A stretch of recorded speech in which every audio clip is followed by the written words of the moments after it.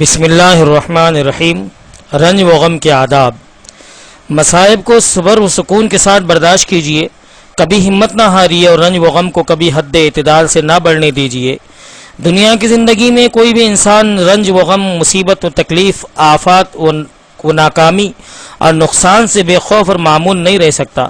البتہ مومن اور کافر کے کردار میں یہ فرق ضرور ہوتا ہے کہ کافر رنج و غم کے ہجوم میں پریشان ہو کر ہوش و حواس کھو بیٹھتا ہے، مایوسی کا شکار ہو کر ہاتھ پیر چھوڑ دیتا ہے اور بعض اوقات غم کی تاب نہ لا کر خودکشی کر لیتا ہے، اور مومن بڑے سے بڑے حادثے پر بھی صبر کا دامن ہاتھ سے نہیں چھوڑتا اور صبر و ثبات کا پیکر بن کر چٹان کی طرح جمع رہتا ہے۔ وہ یہ سوچتا ہے کہ یہ جو کچھ ہوا تقدیر الہی کے مطابق ہوا، خدا کا کوئی حکم، حکمت و مصلحت سے خالی نہیں، اور یہ سوچ کر کہ خدا جو کچھ کرتا ہے اپنے بندے کی بہتری کے لیے کرتا ہے، یقیناً اس میں خیر کا پہلو ہوگا۔ مومن کو ایسا روحانی سکون و اطمینان حاصل ہوتا ہے کہ غم کی چوٹ میں لذت آنے لگتی ہے، اور تقدیر کا یہ عقیدہ ہر مشکل کو آسان بنا دیتا ہے۔ خدا کا ارشاد ہے، ما اصاب من مصیبت فی الارض ولا فی انفسکم الا فی کتاب من قبل ان نبرأها ان ذلک علی اللہ یسیر لکی لا تأسوا علی ما فاتکم۔ جو مصائب بھی روئے زمین میں آتے ہیں اور جو آفتیں بھی ہم پر آتی ہے، وہ سب اس سے پہلے کہ ہم انہیں وجود میں لائے ایک کتاب میں لکھی ہوئی محفوظ اور طے شدہ ہے۔ اس میں کوئی شک نہیں کہ یہ بات خدا کے لیے آسان ہے تاکہ تم اپنی ناکامی پر غم نہ کرتے رہو۔ یعنی تقدیر پر ایمان لانے کا ایک فائدہ یہ ہے کہ مومن بڑے سے بڑے سانحے کو بھی قضا و قدر کا فیصلہ سمجھ کر اپنے غم کا علاج پا لیتا ہے اور پریشان نہیں ہوتا۔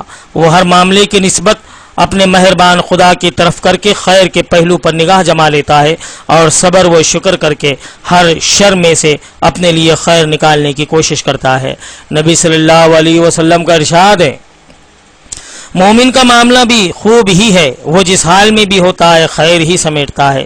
اگر وہ دکھ، بیماری اور تنگدستی سے دوچار ہوتا ہے تو سکون کے ساتھ برداشت کرتا ہے اور یہ آزمائش اس کے حق میں خیر ثابت ہوتی ہے، اور اگر اس کو خوشی اور خوشحالی نصیب ہوتی ہے تو شکر کرتا ہے اور یہ خوشحالی اس کے لیے خیر کا سبب بنتی ہے۔ جب رنج و غم کی کوئی خبر سنے یا کوئی نقصان ہو جائے یا کوئی دکھ اور تکلیف پہنچے یا کسی ناگہانی مصیبت میں خدا نخواستہ گرفتار ہو جائے تو فوراً انا للہ و انا الیہ راجعون پڑھیے۔ ہم خدا ہی کے ہیں اور اسی کی طرف لوٹ کر جانے والے ہیں۔ مطلب یہ ہے کہ ہمارے پاس جو کچھ بھی ہے سب خدا ہی کا ہے، اسی نے دیا ہے اور وہی لینے والا ہے۔ ہم بھی اسی کے ہیں اور اسی کی طرف لوٹ کر جائیں گے۔ ہم ہر حال میں خدا کی رضا پر راضی ہے، اس کا ہر کام مصلحت، حکمت اور انصاف پر مبنی ہے۔ وہ جو کچھ کرتا ہے کسی بڑے خیر کے پیش نظر کرتا ہے۔ وفادار غلام کا کام یہ ہے کہ کسی وقت بھی اس کے ماتھے پر شکن نہ آئے۔ خدا کا ارشاد ہے، وَلَنَبْلُوَنَّكُمْ بِشَيْءٍ مِّنَ الْخَوْفِ وَالْجُوعِ وَنَقْصٍ مِّنَ الْأَمْوَالِ وَالْأَنفُسِ وَالثَّمَرَاتِ وَبَشِّرِ الصَّابِرِينَ الَّذِينَ إِذَا أَصَابَتْهُم مُّصِيبَةٌ قَالُوا إِنَّا لِلَّهِ وَإِنَّا إِلَيْهِ رَاجِعُونَ أُولَٰئِكَ عَلَيْهِمْ صَلَوَاتٌ مِّن رَّبِّهِمْ وَرَحْمَةٌ وَأُولَٰئِكَ هُمُ الْمُهْتَدُونَ۔ اور ہم ضرور تمہیں خوف و خطر، بھوک، جان و مال کے نقصان اور آمدنیوں کے گھاٹے میں مبتلا کر کے تمہاری آزمائش کریں گے، اور خوشخبری ان لوگوں کو دیجیے جو مصیبت پڑنے پر صبر کرتے ہیں اور کہتے ہیں ہم خدا ہی کے ہیں اور خدا ہی کی طرف ہمیں پلٹ کر جانا ہے۔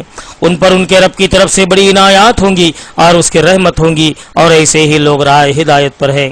نبی صلی اللہ علیہ وسلم کا ارشاد ہے، جب کوئی بندہ مصیبت پڑنے پر انا للہ و انا الیہ راجعون پڑھتا ہے تو خدا اس کی مصیبت کو دور فرما دیتا ہے، اس کو اچھے انجام سے نوازتا ہے اور اس کو اس کی پسندیدہ چیز اس کے صلے میں عطا فرماتا ہے۔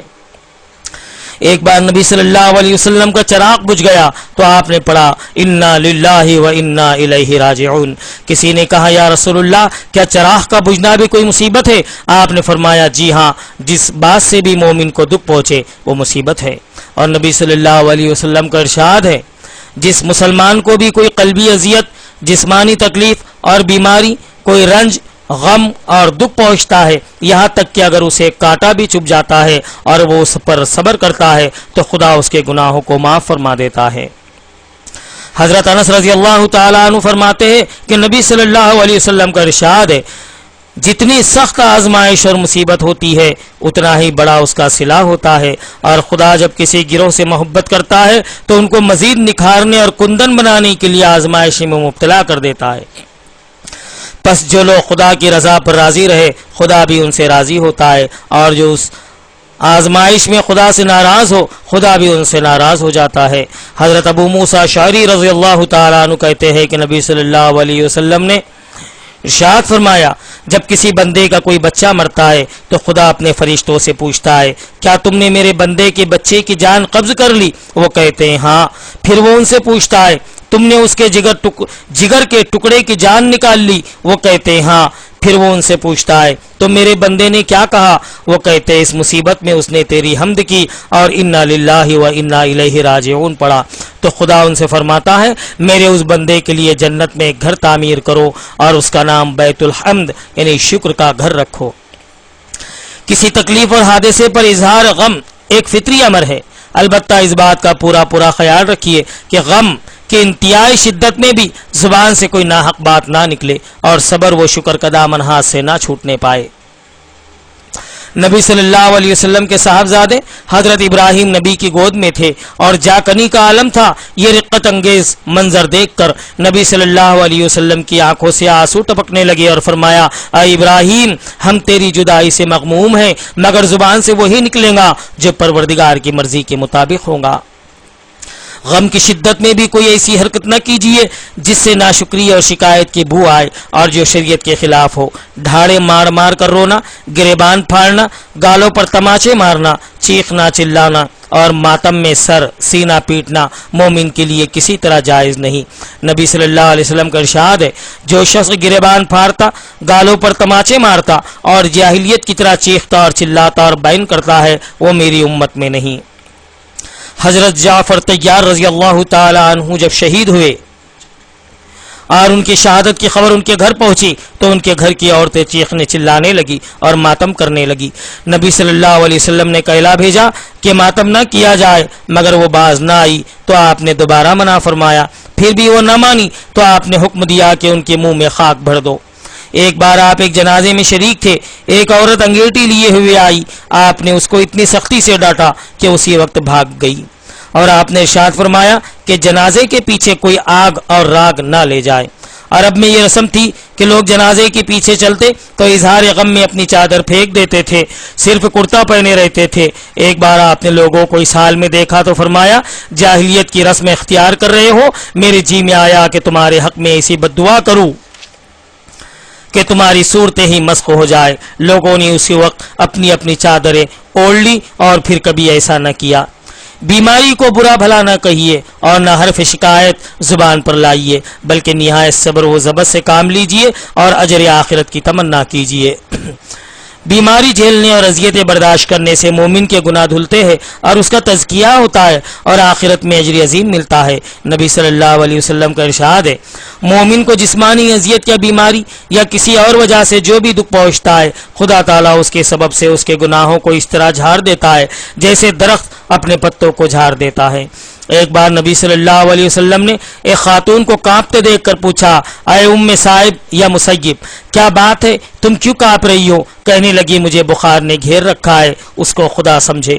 نبی صلی اللہ علیہ وسلم نے ہدایت فرمائی کہ نہیں، بخار کو برا مت کہو، اس لیے کہ بخار اس طرح اولاد آدم کو گناہوں سے پاک کر دیتا ہے جس طرح آگ لوہے کے میل کو دور کر کے صاف کر دیتی ہے۔ حضرت عطا بن ربا اپنا ایک قصہ بیان کرتے ہیں کہ ایک بار کعبے کے پاس حضرت عباس مجھ سے بولے، تمہیں ایک جنتی خاتون دکھاؤں؟ میں نے کہا ضرور دکھائیے۔ کہا دیکھو یہ جو کالی کلوٹی عورت ہے، یہ ایک بار نبی صلی اللہ علیہ وسلم کی خدمت میں حاضر ہوئی اور بولی، یا رسول اللہ، مجھے مرگی کا ایسا دورہ پڑتا ہے کہ تن بدن کا ہوش نہیں رہتا اور میں اس حالت میں بالکل ننگی ہو جاتی ہوں، یا رسول اللہ میرے لیے خدا سے دعا کیجئے۔ نبی صلی اللہ علیہ وسلم نے ارشاد فرمایا، اگر تم اس تکلیف کو صبر کے ساتھ برداشت کرتی رہو تو خدا تمہیں جنت سے نوازے گا، اور اگر چاہو تو میں دعا کر دوں کہ خدا تمہیں اچھا کر دے۔ یہ سن کر وہ خاتون بولی، یا رسول اللہ صلی اللہ علیہ وسلم، میں اس تکلیف کو تو صبر کے ساتھ برداشت کرتی رہوں گی، البتہ یہ دعا فرما دیجئے کہ میں اس حالت میں ننگی نہ ہو جایا کروں۔ تو نبی صلی اللہ علیہ وسلم نے اس کے لیے دعا فرمائی۔ حضرت عطا کہتے ہیں کہ میں نے اس دراز قد خاتون ام رفس کو کعبے کی سیڑھیوں پر دیکھا۔ کسی کی موت پر 3 دن سے زیادہ غم نہ منائیے۔ عزیزوں کی موت پر غم زدہ ہونا اور آنسو بہانا ایک فطری امر ہے، لیکن اس کی مدت زیادہ سے زیادہ 3 دن ہے۔ نبی صلی اللہ علیہ وسلم نے فرمایا کسی مومن کے لیے یہ جائز نہیں کہ 3 دن سے زیادہ کسی کا سوگ منائے، البتہ بیوہ کے سوگ کی مدت 4 مہینے 10 دن ہے۔ اس مدت میں نہ وہ کوئی رنگین کپڑا پہنے، نہ خوشبو لگائے اور نہ کوئی اور بناؤ سنگار کرے۔ حضرت زینب بنت حبشہ کے بھائی کا انتقال ہوا تو چوتھے روز تعزیت کے لیے کچھ عورتیں پہنچی۔ انہوں نے سب کے سامنے خوشبو لگائی اور فرمایا مجھے اس وقت خوشبو لگانے کی کوئی حاجت نہیں تھی، میں نے یہ خوشبو محض اس لیے لگائی کہ میں نے نبی صلی اللہ علیہ وسلم سے سنا ہے کہ کسی مسلمان خاتون کو شوہر کے سوا کسی عزیز کے لیے 3 دن سے زیادہ سوگ منانا جائز نہیں۔ رنج و غم اور مصیبت میں ایک دوسرے کو صبر کی تلقین کیجیے۔ نبی صلی اللہ علیہ وسلم جب غزوہ احد سے واپس تشریف لائے تو خواتین اپنے اپنے عزیزوں اور رشتہ داروں کا حال معلوم کرنے کے لیے حاضر ہوئی۔ جب حضرت حمنہ بنت حبشہ نبی صلی اللہ علیہ وسلم کے سامنے آئی تو آپ نے ان کو صبر کی تلقین فرمائی اور کہا اپنے بھائی عبداللہ پر صبر کرو۔ انہوں نے انا للہ و انا الیہ راجعون پڑھا اور دعائے مغفرت کی۔ پھر آپ نے فرمایا اپنے ماموں حمزہ پر صبر کرو۔ انہوں نے پھر انا للہ و انا الیہ راجعون پڑھا اور دعائے مغفرت کی۔ حضرت ابو طلحہ کا لڑکا بیمار تھا، وہ بچے کو اسی حال میں چھوڑ کر اپنے کام پر چلے گئے۔ ان کے جانے کے بعد بچے کا انتقال ہو گیا۔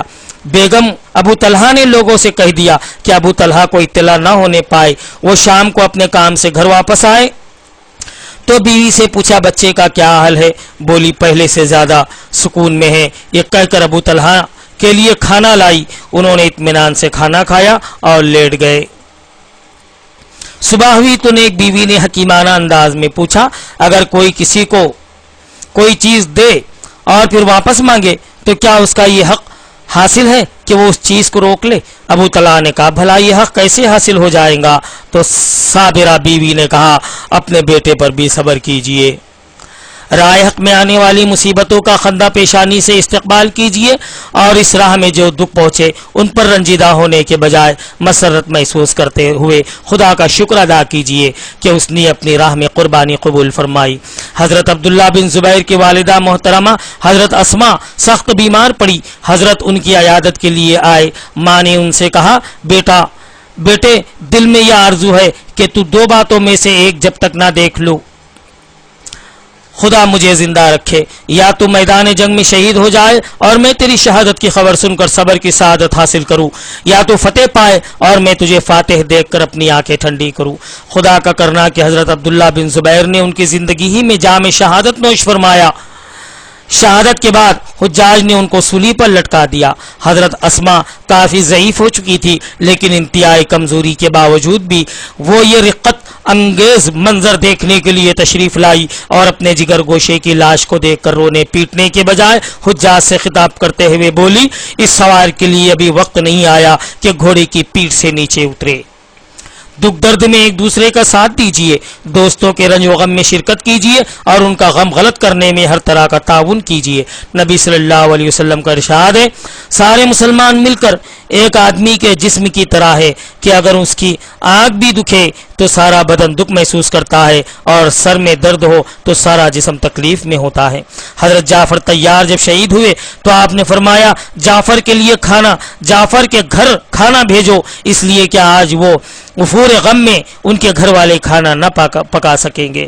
حضرت ابو ہریرہ کا بیان ہے کہ نبی صلی اللہ علیہ وسلم نے فرمایا جس شخص نے کسی ایسی عورت کی تعزیت کی جس کا بچہ مر گیا ہو تو اس کو جنت میں داخل کیا جائے گا اور جنت کی چادر اڑائی جائیں گی۔ اور نبی صلی اللہ علیہ وسلم نے یہ بھی فرمایا کہ جس شخص نے کسی مصیبت زدہ کی تعزیت کی تو اس کو بھی اتنا ہی اجر ملے گا جتنا خود مصیبت زدہ کو ملے گا۔ اسی سلسلے میں نبی صلی اللہ علیہ وسلم نے اس کی بھی تاکید فرمائی کہ جنازے میں شرکت کی جائے۔ حضرت ابو ہریرہ کا بیان ہے کہ نبی صلی اللہ علیہ وسلم نے فرمایا جو شخص جنازے میں شریک ہوا اور جنازے کی نماز پڑھی تو اس کو ایک قیرات بھر ثواب ملے گا، اور جو نماز جنازہ کے بعد دفن میں بھی شریک ہوا تو اس کو 2 قیرات ملیں گے۔ کسی نے پوچھا 2 قیرات کتنے بڑے ہوں گے؟ فرمایا 2 پہاڑوں کے برابر۔ مصائب کے نزول اور غم کے ہجوم میں خدا کی طرف رجوع کیجئے اور نماز پڑھ کر نہایت عاجزی کے ساتھ خدا سے دعا کیجئے۔ قرآن پاک میں ارشاد ہے یا ایھا الذین آمنوا استعینوا بالصبر والصلاۃ، مومنو مصائب اور آزمائش میں صبر اور نماز سے مدد لو۔ غم کی کیفیت میں آنکھوں سے آنسو بہانا، رنجیدہ ہونا فطری بات ہے، البتہ ڈھارے مار مار کر زور زور سے رونے سے پرہیز کیجئے۔ نبی صلی اللہ علیہ وسلم روتے تو رونے میں آواز نہ ہوتی، ٹھنڈا سانس لیتے، آنکھوں سے آنسو رواں ہوتے اور سینے سے ایسی آواز آتی جیسے کوئی ہانڈی ابل رہی ہو یا چکی چل رہی ہو۔ آپ صلی اللہ علیہ وسلم نے خود اپنے غم اور رونے کی کیفیت ان الفاظ میں بیان فرمائی کہ آنکھ آنسو بہاتی ہے، دل غمگین ہوتا ہے اور ہم زبان سے وہی کلمہ نکالتے ہیں جس سے ہمارا رب خوش ہوتا ہے۔ حضرت ابو ہریرہ رضی اللہ تعالیٰ عنہ فرماتے ہیں کہ نبی صلی اللہ علیہ وسلم جب فکر مند ہوتے تو آسمان کی طرف سر اٹھا کر فرماتے کہ سبحان اللہ العظیم، پاک و برتر ہے عظمت والا خدا، اور جب زیادہ گروزاری اور دعا کا انہماک بڑھ جاتا تو فرماتے یا حی یا قیوم۔ رنج و غم کی شدت، مصائب کے نزول اور پریشانی و اضطراب میں یہ دعا پڑھیے۔ حضرت سعد بن ابی وقاص رضی اللہ تعالیٰ عنہ کہتے ہیں کہ نبی صلی اللہ علیہ وسلم نے ارشاد فرمایا ذنون نے مچھلی کے پیٹ میں اپنے پروردگار سے جو دعا کی تھی وہ یہ ہے کہ لا الہ الا انت سبحانک انی کنت من الظالمین، تیرے سوا کوئی معبود نہیں ہے، تو بے عیب و پاک ہے، میں ہی اپنے اوپر ظلم اٹھانے والا ہوں۔ پر جو مسلمان بھی اپنی کسی تکلیف یا تنگی میں خدا سے یہ دعا مانگتا ہے خدا اسے ضرور قبولیت بخشتا ہے۔ حضرت ابن عباس کا بیان ہے کہ نبی صلی اللہ علیہ وسلم جب کسی رنج و غم میں مبتلا ہوتے تو یہ دعا کرتے لا الہ الا اللہ رب العرش العظیم، لا الہ الا اللہ رب السماوات و رب الارض و رب العرش الکریم، خدا کے سوا کوئی معبود نہیں ہے، وہ عرش عظیم کا مالک ہے، خدا کے سوا کوئی معبود نہیں، وہ آسمان و زمین کا مالک ہے، عرش بزرگ کا مالک۔